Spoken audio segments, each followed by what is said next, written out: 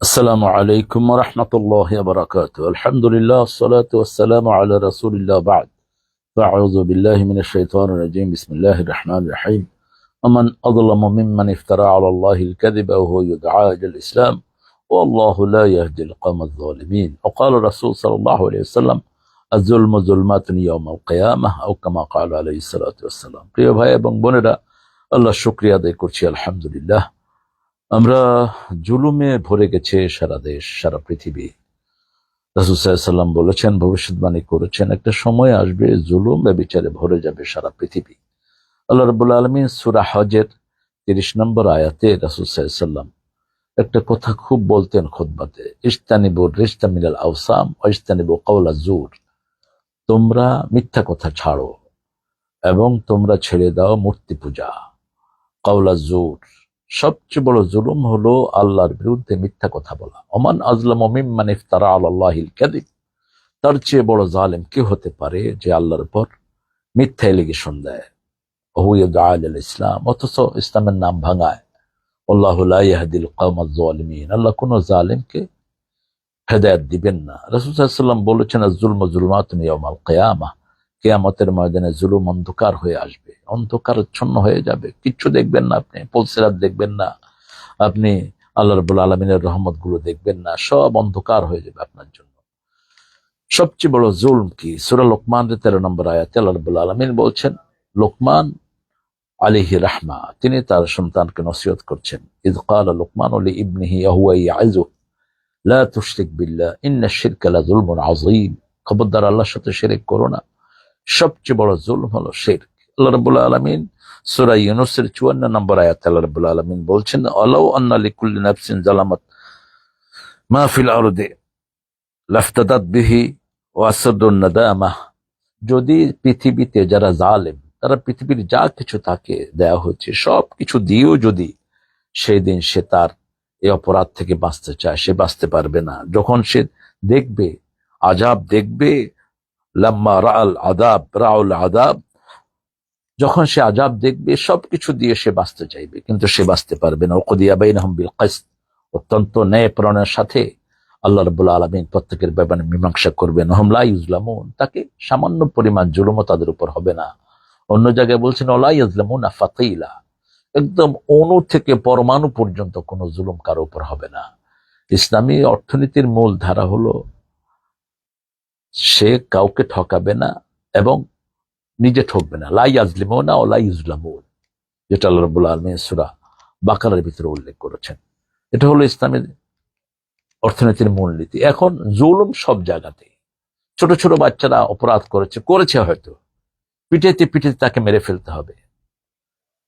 বড় বড় ছেলেরা হাত পা বেঁধে বাচ্চাদেরকে পিটাচ্ছে, বিবিকে পিটানো হচ্ছে যৌতুকের জন্য হাত পা বেঁধে। এখন যারা এগুলো দেখছেন, তামসাগুলো, এই অবিচারগুলো যারা দেখছেন প্রশাসনিক, তোদেরকে আগে আসামির কাঠগড়ায় আল্লাহ দাঁড় করাবেন। তোমার তো প্রশাসনিক শক্তি ছিল, তুমি যে কোনো সময় এটা বন্ধ করে দিতে পারতা। রাষ্ট্র যারা হাতে নিয়েছেন তাদেরকে সবার আগে আসামির কাঠগড়ায় দাঁড়াতে হবে। এবং আল্লাহ রাব্বুল আলামিন প্রথম যাদের বিচার শুরু করবেন তাদের হলো মানুষের উপর যারা জুলুম করেছে, অর্থাৎ অন্যায়ভাবে কাউকে হত্যা করেছে। রক্তের বিচার প্রথম শুরু হবে, হিসাব হবে সালাতের, কিন্তু বিচার শুরু হবে রক্তের। এখন জুলুমে ভরে গেছে গ্রাম শহর সব জায়গাতে। পারিবারিক ভাবে জুলুম হচ্ছে, কোন সন্তানকে বেশি দিচ্ছে, কোন সন্তানকে কম, মেয়েদেরকে দিচ্ছেই না, সব ছেলেদেরকে দিচ্ছে। এই সমস্ত পিতামাতা জাহান্নামী। রাসূল সাল্লাল্লাহু আলাইহি ওয়াসাল্লাম বলছেন, বহু পিতামাতা দুনিয়াতে থাকতে জাহান্নাম কামাই করে আসে। সাহাবায়ে কেরাম রিদওয়ানুল্লাহি আলাইহিম আজমাইন বলেন, এরা কারা? এক সন্তানকে বেশি দেয়, আরেক সন্তানকে কম দেয়, এক সন্তানকে দেয় না, আরেক সন্তানকে দিয়ে দেয়, এরা জাহান্নামী। আপনি আল্লাহ যেটা বর্ণন করেছেন সেটা আপনি খণ্ডন করতে পারবেন না। সাথে সাথে আমরা আমাদের সমাজ জীবনে, এই যে ব্যবসায়িক জীবনে এত বেশি মিথ্যার সয়লাব চলছে চারিদিকে। ব্যবসায়ীরা শত শত মিথ্যা কথা বলে একটা ব্যবসায়ীর একটা খরিদ্দারের হাতে তুলে দিচ্ছেন। মিথ্যা কথা বলার দরকার থেকে রাসূল বলছেন, 3 ব্যক্তির সাথে আল্লাহ কথা বলবেন না, পরিশুদ্ধ করবেন না, উল্টিয়ে নিয়ে জাহান্নামে ফেলে দিবেন। এর মধ্যে প্রথম ব্যক্তি হলো মিথ্যা কসম করে যে ব্যবসা করে, দ্বিতীয় ব্যক্তি হলো যে টাকনুর নিচে কাপড় ঝুলিয়ে পড়ে, তৃতীয় ব্যক্তি হলো পিতামাতার অবাধ্য। পিতামাতার কথা শুনে না, পিতামাতার সাথে দুর্ব্যবহার করে সবসময়। তা আমরা আল্লাহর কাছে পানা চাচ্ছি, আমরা যেন যে কোনো জুলুম থেকে ফিরে আসি। যে কোনো জুলুম, কোন জুলুম আল্লাহ বরদাস্ত করবেন না, কোন জুলুম না। আল্লাহ রাব্বুল আলামিন বলছেন সূরা আনফালের ভিতরে, আল্লাযীনা আমানু ওয়া লাম ইয়ালবাসু ঈমানাহুম বিযুলমিন উলাইকা লাহুমুল আমান ওয়া হুম মুহতাদুন। যারা ঈমান এনেছে আর তাদের এই ঈমানকে তারা জুলুমের কোন পোশাক দিয়ে আবৃত করেনি। আল্লাহ রাব্বুল আলামিন বলছেন উলাইকা লাহুমুল আমান, আমি তাদেরকে নিরাপত্তা দান করব। তাহলে জুলুমটা কত বড় মারাত্মক গুনাহ। এবং আল্লাহ রাব্বুল আলামিন কিয়ামতের ময়দানে প্রত্যেককে তার ইনসাফ, তার আমল অনুযায়ী তার রেজাল্ট ফিরিয়ে দিবেন। কারো উপর বিন্দুমাত্র জুলুম তিনি করবেন না। যারা জালেম তাদেরকেও তিনি কোনো সাহায্যকারী তাদের জন্য হবে না, তাদের জন্য কিয়ামতে কোনো ছাড় হবে না। বহু জায়গাতে কোরআন শরীফের আল্লাহ রাব্বুল আলামিন এই জালেমদের ব্যাপারে কঠোরভাবে কথা বলেছেন। আমরা যেন জুলুম থেকে ফিরে আসি, আমরা যেন যে কোনো রকম জুলুম, যে কোনো ছোট্ট খাট্ট গুনাহ ও জুলম। এই জন্য আদম আলাইহিস সালাম যখন গাছের কাছে গিয়েছেন, আল্লাহ রাব্বুল আলামিন তাকে শিখিয়েছেন রাব্বানা যালামনা আনফুসানা ওয়া ইল্লাম তাগফির লানা ওয়া তারহামনা লানাকুনান্না মিনাল খাসিরিন। তো আমরা জানি তিনি কোনো নবী জালেম হতে পারেন না। তিনি বলছেন যে আমি যে সীমাটা আপনি দিয়েছেন এটা লঙ্ঘন করেছি, আমি আপনার কাছে মাপ চাই, আপনার কাছে রহম চাই।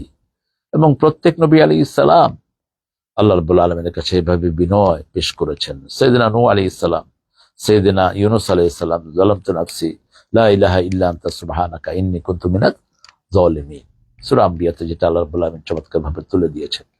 তো আমরা এই প্রত্যেক নবী আলাইহিস সালাম বিনয়ের কারণে আল্লাহ রাব্বুল আলামিন শব্দটা তাদেরকে শিখিয়ে দিয়েছেন।